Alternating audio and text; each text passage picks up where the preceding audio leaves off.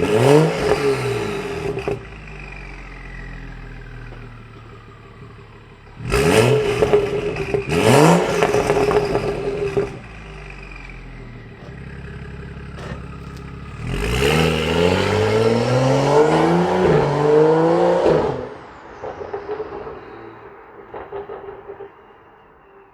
guys, it's Anson from Weekend Garage here. Just want to give you guys a walkthrough of my current car and all its mods.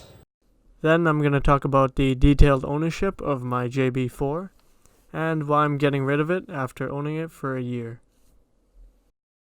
Let me pop the hood here for you.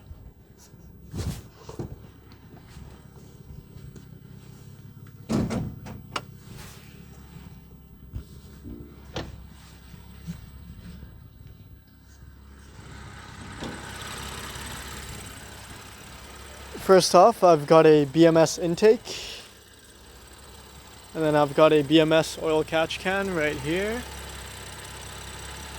and then I've got VRSF catless downpipes, and also I've got a mid-pipe res delete, and for tune I've got the JB4 in here. This is for racing and competition use only. I've also got a Bluetooth module on there so I can change the maps on the fly. Last but not least, for performance mods, I've got a Wagner race intercooler on this car, which keeps intake temps really low. Does anyone else do this? Press it down? Or do they just drop the hood? Or is it just me?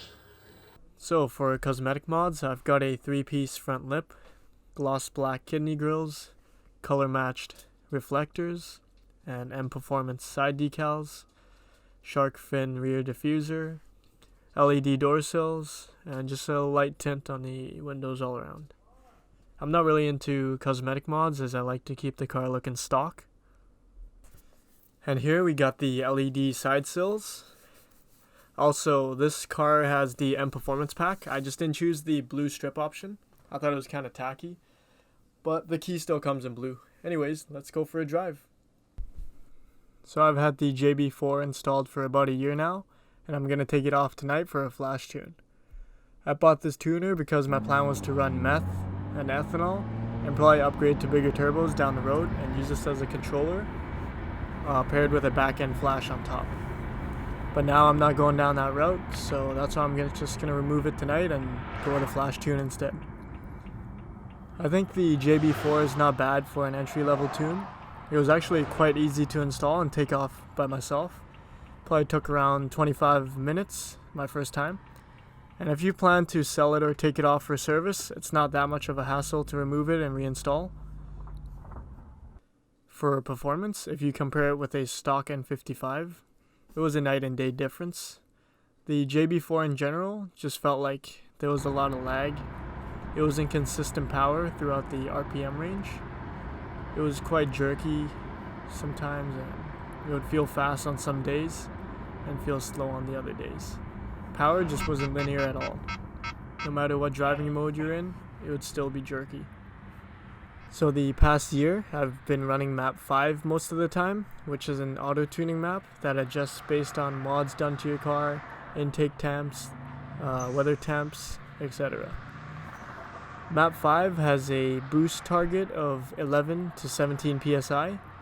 I went with map 5 because I felt like it was a safer option, since it's taking in the engine values in real time and just making adaptations on the fly. I tried map 2 for a while and other maps as well. I didn't feel much of a difference. Maybe it's because I never ran this car with ethanol. The JB4 would be a great product on the market if you decide to run meth and ethanol down the road, and just go all out with this platform and just use it as a controller. I would say there are better products out there like flash tunes if you're just going to run stage 2 all the time. If you're buying the JB4 because it's easily removable and to sell after you're done with the car, then it makes sense to buy the JB4. It just depends on what you're looking for at the end of the day. The JB4 has some pretty cool features actually, such as a needle gauge sweep on your car on startup, exhaust valve controls by the steering wheel, car diagnostics on your phone if you get the Bluetooth module, and just changing maps on the fly.